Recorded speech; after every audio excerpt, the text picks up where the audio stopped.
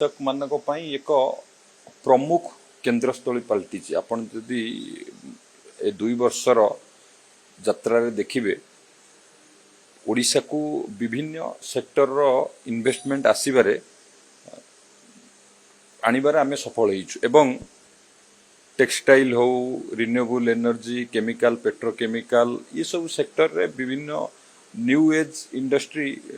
रो investment आनिबारे मध्य आम सरकार सफल होइछि एवं आसंता मासरे अगस्त मासरे मध्य कार्यक्रम रहिछि फूड प्रोसेसिंग उपरे एक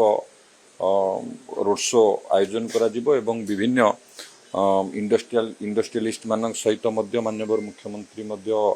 1-to-1 आलोचनार मध्य रहिछि सेठी रोड शो हबो एवं किभଳି भाबरे फूड प्रोसेसिंग सेक्टर रे आहुरी अधिक इन्वेस्टमेंट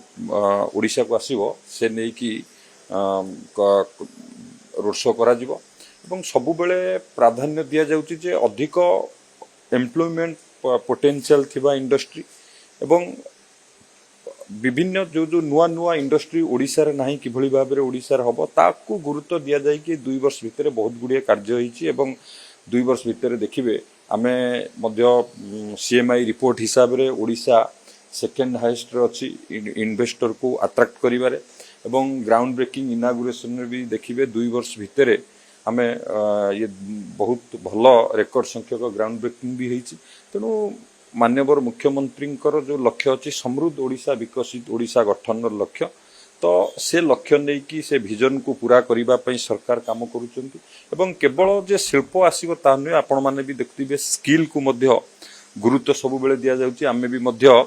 इंडिया स्किल कंपटीशन रे आम ओडिशा मध्य नेशनल चैंपियन मध्य हला पाखापाखि 57 जन आमर छात्र छात्री माने सेठी मेडल पाइले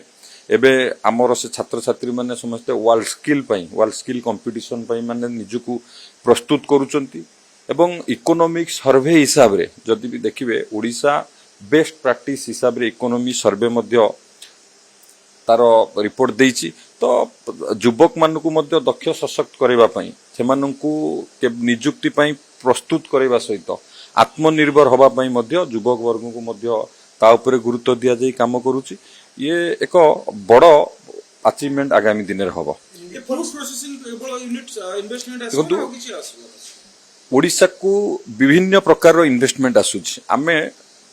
आपण देखिथिबे विगत दिन रे फार्मा ऊपर कनक्लेव करिथिलु किभଳି भाबरे फार्मा ऊपर इन्वेस्टमेंट आसीबो एवं ता सहित आपण माने देखिथिबे टेक्सटाइल ऊपर भी गुरुत्व दिया हितला टेक्सटाइल रो इन्वेस्टमेंट मध्य भलो इन्वेस्टमेंट ओडिशा को आसीथिला रिन्यूएबल एनर्जी सेक्टर भी आसीची एबे फूड प्रोसेसिंग ऊपर गुरुत्व दिया जाउची फूड प्रोसेसिंग सेक्टर ऊपर कनक्लेव हबो इन्वेस्टर मानक सहित 1-to-1 मध्य मीट हबो ता सहित आहुरी अन्यान्य मध्य कार्यक्रम रहिबो किंतु स्पेसिफिक गुरुत्व फूड प्रोसेसिंग सेक्टर ऊपर दिया जिवो आगामी रोड शो दिल्ली रे हबा पई आयोजन करा जाउची दिल्ली रे हबो यार आयोजन करा जाउची निश्चित भाबरे